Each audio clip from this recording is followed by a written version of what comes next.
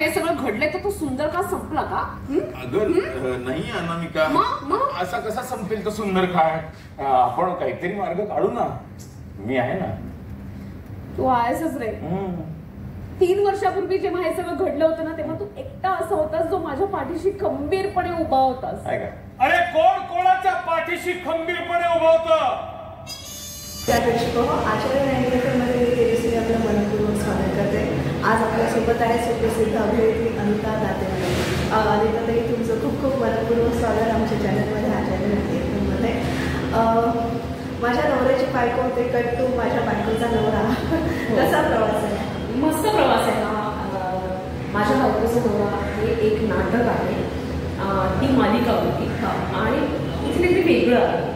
एक वेगळं समीकरण घेऊन आम्ही प्रेक्षकांच्या समोर येतोय, जे की थोडंसं फनी आहे, कॉमेडी आहे, जे खरं नाही, जे एक प्रत्येकाच्या आयुष्यात घडेलच असं नाही, पण ह्यांच्या आयुष्यात ते घडलं आहे. तर जिथे काहीतरी कॉन्फ्लिक्ट असतो, जिथे काय म्हणता येणार काहीतरी वेगळं पण असतं, तिथंच नाटक घडतं. त्यांच्या एखाद्याच्या जगण्यामध्ये काहीतरी वेगळं पण तयार होतं आणि मग तिथे नाटक घडतं. तसंच आमचं हे नाटक आहे.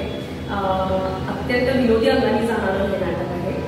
भद्रकाली प्रोडक्शन्स म्हणजे प्रसाद कांबळेंनी आम्हाला या पद्धतीचं नाटक करण्याची संधी दिली. मी खरंच त्याचे आभार मानते की एक वेगळी सिच्युएशन, वेगळी कॉमेडी आम्ही रंगमंचावरती घेऊन आलोय. लेखक आमचा मित्र सागर देशमुख, पुष्कराज चिरकुटकर हे दोघं जण आहेत. ते वेगळ्या पद्धतीची त्यांची स्वतःची जातकुळी अभिनयाची आणि ते त्यांचे ती जातकुळी घेऊन येतात आणि त्या स्टेजवरती एक वेगळ्या पद्धतीचा विनोद करतो. माझ्यामध्ये अडकलेले ते किंवा त्यांच्यामध्ये अडकलेली मी, असं हे वेगळं समीकरण आहे आणि अत्यंत इंटरेस्टिंग आहे. आमचे सगळे टेक्निशियन्स ज्यांनी सेट केला आहे, संदेश वेंद्रे, ज्यांनी आत्तापर्यंत अनेक पारितोषिकं मिळवलेली आहेत राज्यस्तरावरची, अनेक नाटकांचे नेपथ्य करतात ते. सौरभ भालेराव आमचं संगीत ज्यांनी केलं ते, जितेंद्र जोशींनी या नाटकातलं एक गीत लिहिलेलं आहे, त्याला जसराज जोशी यांचा आवाज आहे. खूप वेगळ्या पद्धतीचं टेक्स्चर आहे. सेटकॉम आपण नेहमी TV वरती पाहत असतो किंवा सिरीजमध्ये बघत असतो, तर सिटकॉम सारखं हे नाटक आहे. एका प्रसंगातून दुसऱ्या प्रसंगात जातो, तिथं काहीतरी बारीकसे मोठे असे हास्य विनोद घडतात आणि इंटरेस्टिंग पद्धतीने सिच्युएशन पुढे जाते. एक नवरा आहे, एक बायको आहे आणि त्यांच्या आयुष्यामध्ये नव्याने त्या बाईचा पहिला नवरा एंटर करतो आणि मग काय गमती जमती होतात. हा बेसिक प्लॅटफॉर्म आहे. नंतर तरी मालिकेमुळे तुम्ही अगदी घराघरात पोचला आणि प्रत्येकाच्या मनामनात पोचलेला आहात आणि तुमच्याबद्दल सगळ्यांना सॉफ्ट कॉर्नर आहे अगदी मालिकेपासून.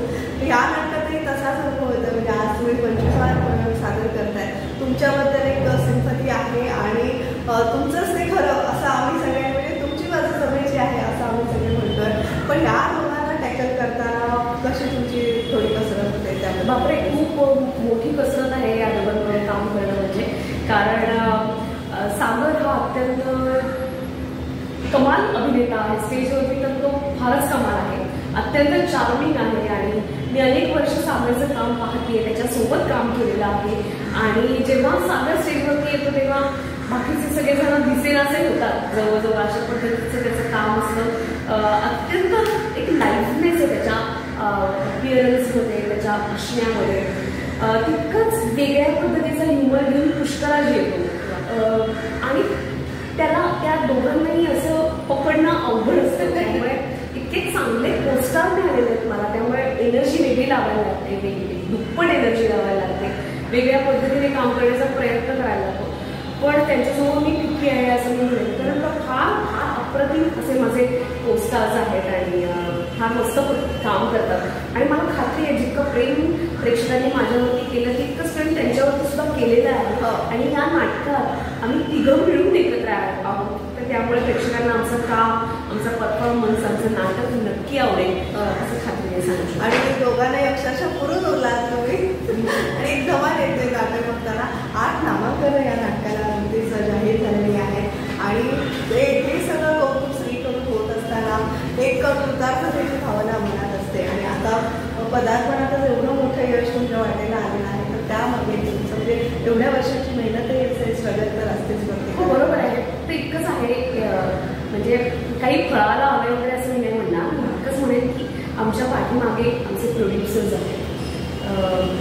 भद्रकाली प्रोडक्शन्सची ही 59वी नाट्यकृती आहे. क्रेझी नाटक आहे. हे करण्याची तयारी, हे लोकांपर्यंत पोहोचवण्याची तयारी साखा मिळून लागली. याशिवाय दिनू पेडणेकर, अभिजित देशपांडे आणि राहुल कर्णी हे आमच्या पाठीशी उभे राहिले म्हणून हे नाटक उभं राहिलं आहे. हे लोकांसमोर आलेलं आहे. त्यांच्याशिवाय आम्ही कोणी नाही. ते सोबत आहेत की भद्रकालीची टीम सोबत आहे. आमचे सगळे बॅकस्टेज आर्टिस्ट आहेत. अनेक वर्षांपासून भद्रकालीबरोबर काम करणारे, तसेच या नाटकाच्या निमित्ताने नव्याने जोडले गेलेले सगळ्यांची मेहनत या नाटकाच्या सोबत आहे. आम्ही फक्त चेहरा आहोत, आम्ही फक्त दिसतो, काम करतो, पण ही सगळी माणसं सोबत आहेत म्हणून आज हे नाटक शक्य आहे. आणि सध्या अशी परिस्थिती आहे नाटकांची, काही नाटकं खूप चालत आहे, काही नाटकं चालत नाही आहे. या सगळ्याच्या नाटक व्यवसाय हा टिकून आहे. शनिवार रविवार नाटकाचे प्रयोग होतात, लोक नाटक बघायला येतात. फक्त इतकंच आहे की यंग जनरेशनला सुद्धा नाटकाची गोडी लागावी आणि यंग जनरेशननी सुद्धा एंटरटेनमेंट म्हणून नाटकाकडे पाहावं असं मला वाटतं. बऱ्याचदा तरुण मुलं आईवडिलांना नाटकाला सोडायला येतात, त्यांना गिफ्ट करतात नाटकाचं तिकीट वगैरे. असं नाहीये, तुम्ही सुद्धा या, तुम्ही सुद्धा नाटक बघा, तुम्हाला सुद्धा नक्की मजा येईल. हो नक्कीच. आणि असेच 25चा प्रयोग झालेले आहे, 50 व्हावे, शतकोत्तर प्रयोग व्हावेत अशी फार आमची सगळ्यांची इच्छा आहे. जाता जाता प्रेक्षकाला काय आव्हान? मी प्रेक्षकांना इतकंच सांगेन की एक वेगळ्या टक्कीचं, वेगळ्या पद्धतीचं कॉमेडी नाटक आम्ही तुमच्यासाठी घेऊन आलेलो आहोत. तेव्हा प्रेक्षकांनी जर समजा आम्हाला हा प्रतिसाद दिला तर आम्ही या नाटकाचे अधिकाधिक प्रयोग करू शकू. त्यामुळे नक्की नाट्यगृहामध्ये या तुमच्या जवळच्या आणि नाटकाचा आस्वाद घ्या. माझ्या बायकोचा नवरा. नक्की. थँक्यू. क्लीन चिट दिलाय. ऑलमाइटी स्टील्सच्या घोटाळ्यामध्ये ते निर्दोष आहेत. कोर्टात ही केस चालू असताना त्यांच्या पत्नी अनामिका धर्माधिकारी यांनी त्यांच्याशी संबंध तोडले. संबंध तोडले.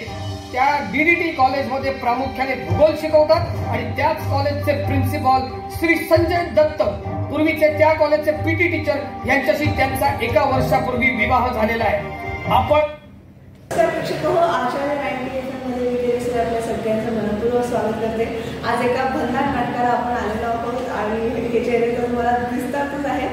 पुष्कराज आपल्यासोबत आहे आणि सागर देशमुख सर आपल्यासोबत आहेत. दोघांचंही मनपूर्वक स्वागत. पहिल्यांदा आमच्या चॅनलवर होत आहे आचार्य 98 वर. Thank you so much. Thank you. Thank you. Yes. दोन्ही नवरे माझ्यासोबत आहेत. तर काय मजा आहे. म्हणजे मी नाटक ऑलरेडी बघितलंय, त्यामुळे मी खूपच एन्जॉय केले नाटक.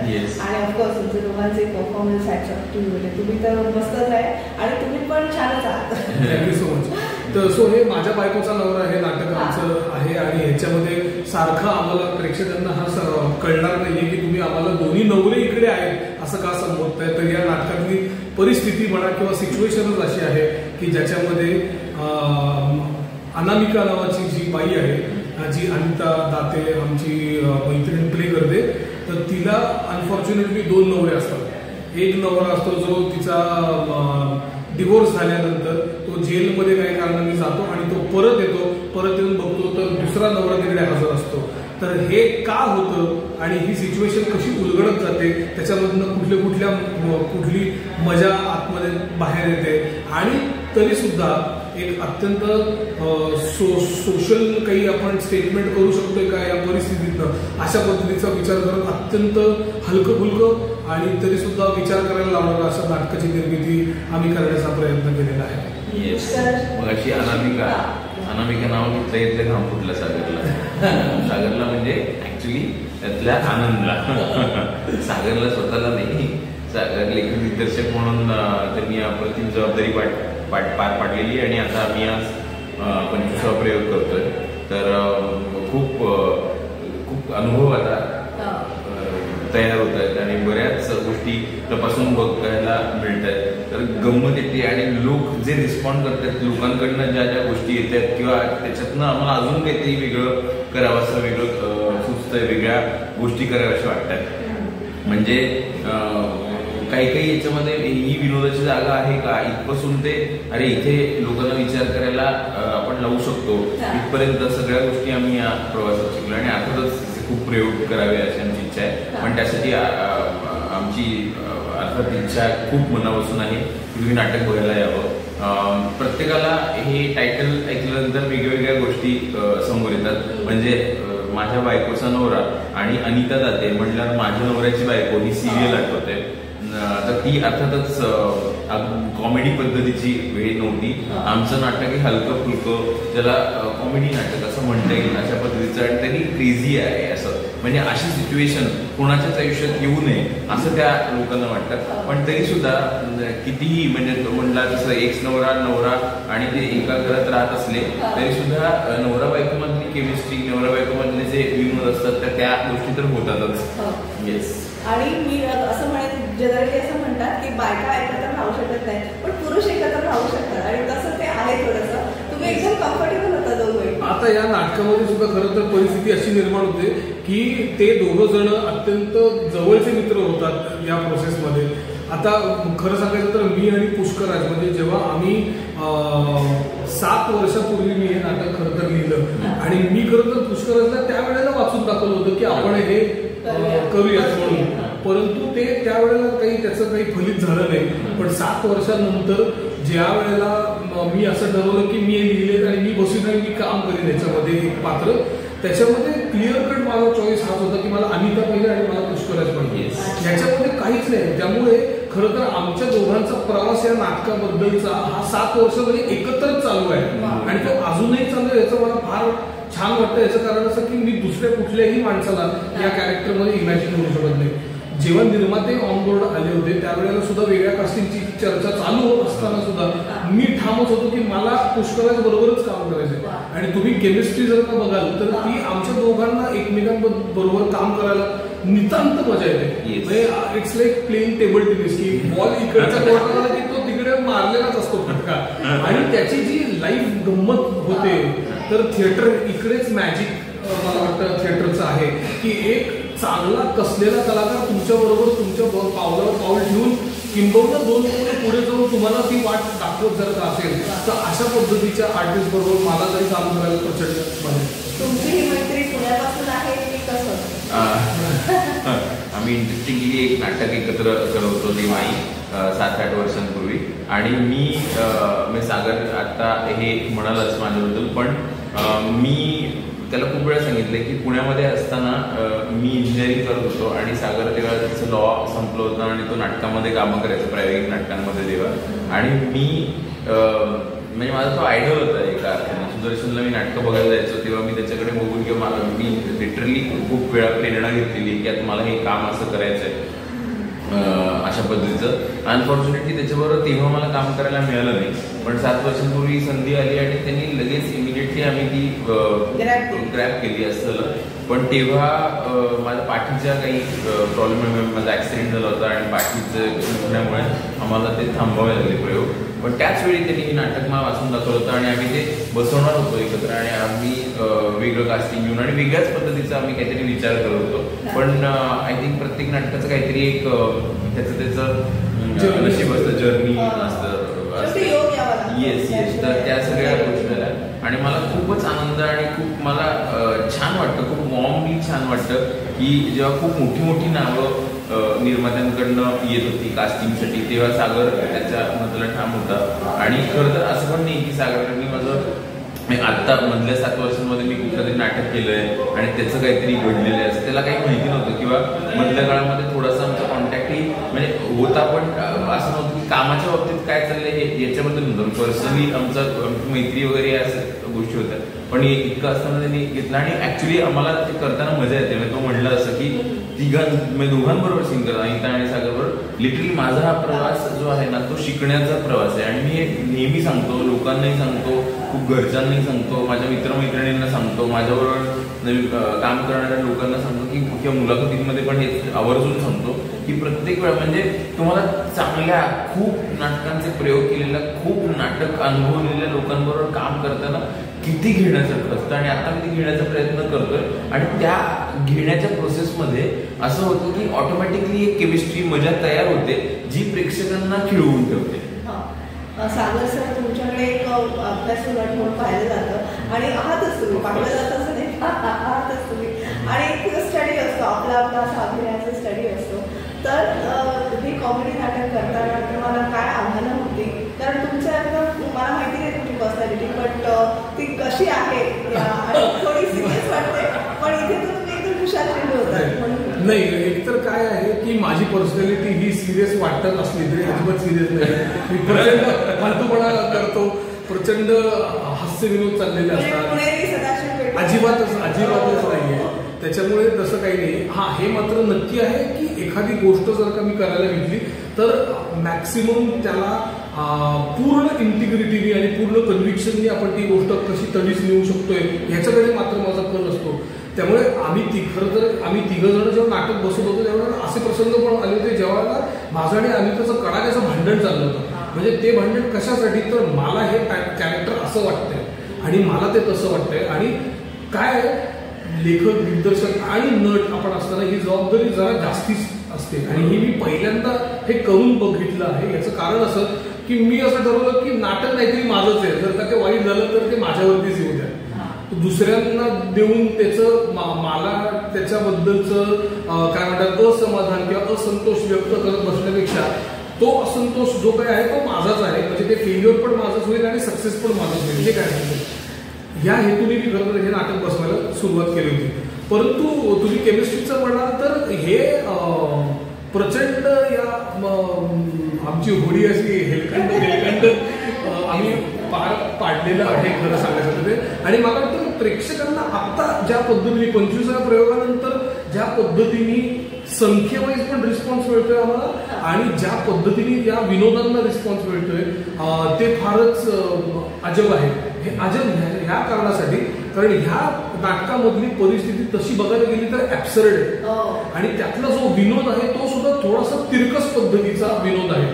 तो सहज माणसाच्या पचनी पडू शकतोच असं आपल्याला सांगता येत नाही. परंतु आत्ताचा जो प्रेक्षक वर्ग आपल्याला मिळालाय तो इतका प्रगल्भ आणि पुढचा आहे की त्यांना या नाटकामधली ही कोरकी सिच्युएशन अत्यंत आपली जवळची वाटून ते त्यांना त्या पात्रांना रिलेट करतायत आणि मागे येऊन भरभरून आम्हाला आमचं कौतुक करतायत. हे नाटक कशा पद्धतीने आम्हाला आवडलं, ही सिच्युएशन इतकी कोरकी आहे आणि तरी सुद्धा विनोदी पद्धतीने तुम्ही ते आमच्यापर्यंत ते मांडलंय, अशा पद्धतीचे रिस्पॉन्सेस आम्हाला मिळतात. आणि पुष्करांना तर आपण ओळखतो की म्हणजे तेव्हापासून एक गुड गोईंग कॅरेक्टर आणि अगदी फ्रेंडली नेचर आहे, फ्रेंडली कॅरेक्टर आणि इथे पण आहे. तर तुझ्यासाठी हे नाटक आव्हानाचं नव्हतं कारण तुझा जॉनर होता? नाही, ऍब्सोल्युटली आव्हानात्मक होतं. कारण नाटक करणे म्हणजे स्क्रीन समोर काम करणे म्हणजे अर्थात माझी सुरुवात नाटकापासून झाली की ब्लॅक किंवा हौशी रंगभूमी झाली. पण हा प्रचंड मी म्हणतो असं की शिकण्यासारखी गोष्ट होती. म्हणजे पाठांतर वगैरे किंवा कॅरेक्टर समजून घेणं वगैरे याच्या बाबतीत नाही, पण ते जास्तीत जास्त लोकांपर्यंत पोहोचण्याचं म्हणजे आतमध्ये काय चालू आहे त्या कॅरेक्टरचं हे पोहोचवणं आणि तेही स्टेजवर शेवटच्या माणसापर्यंत हे एक ऍब्सोल्युटली आव्हानात्मक काम आहे. आणि जो मी म्हणलं की प्रवास चालूच आहे आणि या दोघांकडनं खूप गोष्टी मला शिकायला. मला असं वाटतं आव्हान जर का बघायचं झालं तर एका पद्धतीची ऍक्टिंग स्टाईल आपण या नाटकामध्ये ठेवावी जी विनोदी असली तरी सुद्धा त्याच्यातली जेन्युइनिटी कुठेही हरवता कामा नये ह्याच्याकडे जास्ती कल होता. पुष्करांच्या बाबतीत बघितलं तर तो ऍक्टर त्याचा जो नॅचरल अंदाज आहे किंवा त्याचं जे आतलं जे त्याचा जो पिंड आहे तो रिअलिस्टिक कामाकडे जास्ती आहे. त्याच्यामुळे कुठल्याही पद्धतीने विनोदी रिॲक्शन ज्या पद्धतीने मी लाऊडली करतो तसा त्याचा पिंड नाहीये. पण आमच्या दोघांचीही केमिस्ट्री कुठेतरी एका लेवलपर्यंत आणण्याकरता त्यांनी सुद्धा खूप हात पाय मारलेले आहेत. It is not, I am not saying की माझी ऍक्टिंग स्टाईल त्यांनी आणण्याचा प्रयत्न केला, पण त्याच्यातली त्याचा जो पिंड आहे तो न बदलता त्याची जेन्युइनिटी न हरवता त्यांनी ते विनोदी पद्धतीने कसं सादर केलं हे खरं तर स्किलचं काम आहे. आणि हा स्किल सेट हा पुष्कराजकडे आहे म्हणूनच तो या नाटकात आहे. तो केवळ माझा मित्र आहे किंवा आमची ते असं नाहीये, त्याच्याकडे ते ऑफर करण्यासारखं आहे. तो एक अत्यंत उत्तम अभिनेता आहे म्हणून तो तिकडे आहे. ऍब्सोल्युटली हे दिस इज व्हॉट इट इज. म्हणजे फक्त ऍक्टिंगच्या बाबतीत नाही तर आमच्या कित्येक तात्विक चढाओढींमध्ये सुद्धा बॅलन्सिंगचं काम केलंय त्यांनी. तो थकला सुद्धा एका आता तुम्हाला भांडायचं तुम्ही भांडण करता तिकडे मला माझं काम करून नाही. पण मला गंमत याची वाटते की भांडणं किंवा हे सगळं झालं किंवा सगळ्या गोष्टी झाल्या तरी आमच्या बाबतीत एक गोष्ट होती की अत्यंत पॅशनेटली आम्ही तिघही काम करायला आलो होतो.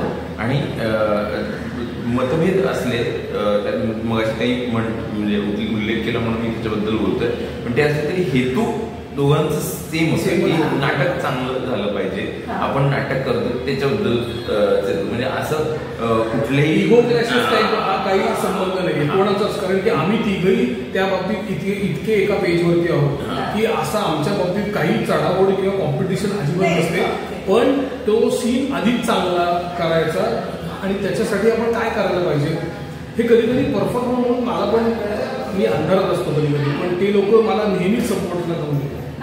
पण ह्या दोघांच्या मध्ये तुझं सँडविच झालं हो. माझे नाटकाच्या आधी खूप केस होते. या परिस्थितीत ही केस आता फक्त मी एक केस म्हणून राहिलं. नक्कीच. तर असं विचारायचं की समाजामध्ये जनरली नवऱ्याचे नफरे चालतात, नवऱ्याचे 2-3 पोरी फिरवल्या चालतात. म्हणजे ते मुली असं ते ग्रँटेडच धरलं जातं मुलाला. तसं मुलीच्या बाबतीत होत नाही. मुलीने अगदी पतिव्रता असावं असं थोडंसं आहे. म्हणजे आताच्या काळात जरी आपण म्हटलं तरी पण ही जी गोष्ट आहे ती फार अशी तुम्ही मगाशी म्हटलं तरी अगदी वेगळीच आहे. आणि स्त्रीच्या दृष्टीने सुद्धा त्याचा विचार केलेला आहे. तर त्याबद्दल तुमचं काय मत?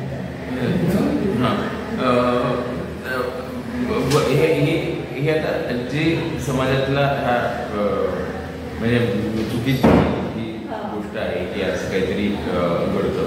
अजिबातच एका पद्धतीने एका चष्म्यातनं आपण मुलीला आणि मुलाला बघत नाही, बाईला आणि पुरुषाला बघत नाही. आणि आपल्याला वाटत असतं की आपण ते करतोय पण तशी सिच्युएशन होत नाही. पण या नाटकामध्ये आता आम्ही ते खूप जॉयफुली या सगळ्या गोष्टीतनं केलेलं आहे. आणि मुळात ही संकल्पना माझ्या बायकोचं नवरा हे नाव असलं तरी संकल्पना त्या बाईला 2-2 नवरे हवेत किंवा 2 पुरुष तिच्या आयुष्यात हवेत किंवा पुरुष नोकरी करू शकतो तर मग आपण का नाही असं काहीही धारणा नाहीये. सिच्युएशनल अशी गोष्ट झालेली आहे. काहीतरी कारणामुळे हे नवरा आणि एक्स नवरा हे एकत्र त्याच्या घरात जातात. काहीतरी खूप अशी परिस्थिती आहे जी टाळणं शक्य नाहीये. अपरिहार्य कारणांमुळे ते राहतात. पण त्याच्यातनं ते सोडवणं अर्थातच तो जो कल आहे बाईचं मन जे म्हणतं ते त्या पद्धतीनेच त्याच्याकडे बघितलं. मला असं म्हणायचं आहे की तुम्ही म्हणताय ते बरोबर आहे की रूढ अर्थाने आपल्याकडे एका पुरुषाने 2 स्त्रियांबरोबर नांदलेलं चालतं. परंतु एका स्त्रीनी जेव्हा हा असा काही निर्णय घेतलाय त्यावेळेला तिच्याकडे भयंकर जजमेंटल नजरेने बघितलं जातं. मुळात मला हेच म्हणायचं की माझ्या नाटकातली स्त्री ही अत्यंत ॲम्बिशियस आहे, स्वतःचं खरं करणारी आहे असं म्हणलं तरी एका पॉईंटला मला चालणार येते. परंतु ती तिचे निर्णय स्वतः घेते आणि त्या निर्णयांबरोबर ती ठामपणे उभी राहते. आणि that is what I want to say. खूप शुभेच्छा. थँक्यू. प्रयोगाबद्दल खूप साऱ्या शुभेच्छा. थँक्यू सर्वांनी. येस, सगळ्यांनी माझ्या बायकोचा नवरा हे नाटक बघण्यासाठी थिएटरमध्ये जशी आत्ता गर्दी होती तशीच खूप गर्दी करावी अशी माझी इच्छा आहे. थँक्यू. थँक्यू.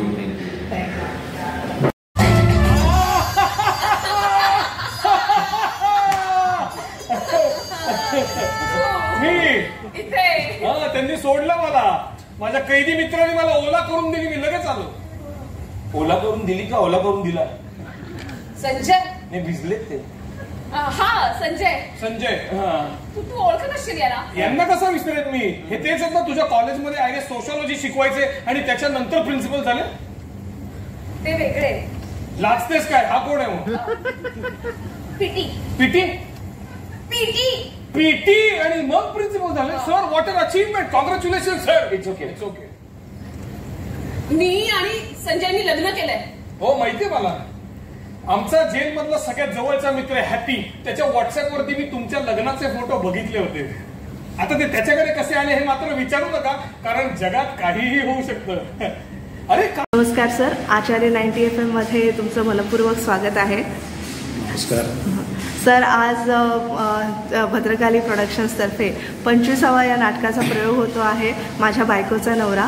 तर ही संहिता तुम्हाला म्हणजे आपण हे कमर्शियल नाटक करावं, व्यावसायिक नाटक करावं असं का वाटलं, त्याविषयी थोडं जाणून घ्यायचं. हे नाटक सागर देशमुखने मला वाचून दाखवलं होतं, पण त्याच्यानंतर ऑलरेडी त्यांनी ते नाटक व्यावसायिक रंगभूमीवरती आलं होतं आणि चांगला एक वेगळा विषय, वेगळ्या पद्धतीचा विनोद आहे, एक सिच्युएशनल कॉमेडी आहे.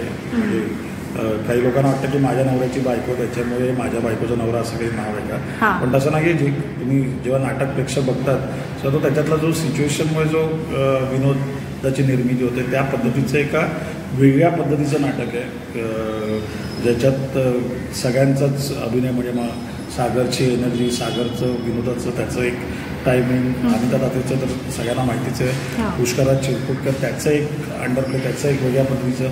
सो मला वाटतं तिघांची केमिस्ट्री आणि त्या यांनी हे नाटक करावं असं मला वाटतं.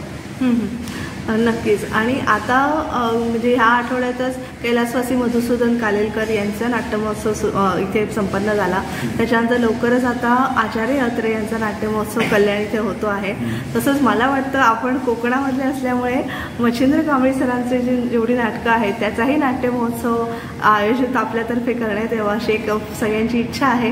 तर त्याच्यामागे काही तुमचा विचार आहे का? भद्रकालीचा फेस्टिवल 4 एप्रिल 2015ला 9 नाटकांचा झाला होता. त्याच्यामुळे ते फेस्टिवल ऑलरेडी झालं आहे. कालेलकर सरांची जन्मशताब्दी वर्ष सुरू असल्यामुळे तो महोत्सव शिवाजी मंदिरला होता. आचार्य अत्रेंचं पण मला वाटतं कल्याणला त्याच याच्या पद्धतीने आहे. तर मुळात गोष्ट अशी आहे की भद्रकाली प्रोडक्शन पप्पा गेल्यावरती 2007 पासून आता 17 वर्षामध्ये एक जवळजवळ 20 नाटकांची निर्मिती भद्रकालींनी केलेली आहे आणि ती नाटकं लोकांच्या मायबाप रसिकांना ती दाखवतो. आता नाटकांचं लॉजिस्टिक असं असतं की त्याचं फेस्टिवल म्हणजे तेव्हा 2015 साली माझी 9 नाटकं चालू होती. म्हणजे वस्त्रण असेल, पांडवलरे बाईलोरे असेल, जस्ट हलकं फुलकं असेल, समुद्र होतं, शेखर भोसला होतं, BP होतं, आम्ही सब प्रभाकर होतं, नांदी नावाचं नाटक होतं, ते मल्टीस्टार होतं. तेव्हा ती 9 नाटकं चालू होती. कारण की नाटकांचं एक लॉजिस्टिक वेगळं असतं. तर निश्चितपणे एक आता पप्पांचे म्हणजे 47 म्हणजे 77 वर्ष झाली. तर मला वाटतं त्या म्हणजे पप्पांच्या जयंतीच्या निमित्ताने किंवा त्यांच्या स्मृतिदिनी आता ते बघून त्या पद्धतीने एक नवीन नाटकं तर आपण करत असतो, पण एक आगळा वेगळा जो हे आहे. कारण कसं होतं, एकदा ते फेस्टिवल म्हटलं की मग तुम्हाला त्याची एक ती वेगळी तयारी असते, त्याच्यामध्ये वेगळ्या पद्धतीची. पण भद्रकालीची नॉर्मली कशी नाटकं चालूच आहेत, सो त्याच्यामुळे ते तो जो प्रोसेस आहे तो कुठेही भद्रकालीच्या प्रवासामध्ये खंड न पडता. म्हणजे 1982ला भद्रकाली प्रोडक्शनची स्थापना झाली. या 27 जुलैला 42 वर्ष कंप्लीट होती. सो या 42 वर्षामध्ये 60 नाट्यकृती म्हणजे पप्पांच्या ह्याच्यामध्ये 38 झाल्या होत्या आणि आता जवळजवळ 22 नाट्यकृती आपण ज्या आलेल्या आहेत मायबाप रसिकांच्या सेवेमध्ये. सो मला वाटतं की तो प्रवास सुरूच आहे, ती लेगसी, तो वारसा सुरू आहे. फक्त जर झालं तर जसं 2015ला झालं होतं, मे बी 2025ला एक 10 वर्षांनी आणि रोज फेस्टिवल केला की त्याला ते त्याचं एक ते काय म्हणतात त्याचं एक नाविन्य नसतं त्याच्यामध्ये.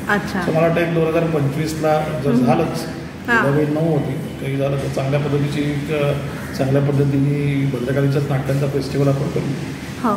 आणि परत एकदा मालवणी नाटक घेऊन येणार आहात का रंगभूमीवर? मालवणी नाटकं चालूच आहेत. म्हणजे आपण जे आपली पप्पांची 2 नाटकं आपण केली ती वस्त्रण आणि म्हणजे पहिल्या तर भैयाप्पा बसरी जे चालू होतं, त्याच्यानंतर भैयाप्पा बसरी, त्याच्यानंतर त्याचे जवळजवळ 200च्या वरती शो होते. त्याच्यानंतर वस्त्रणचं झालं.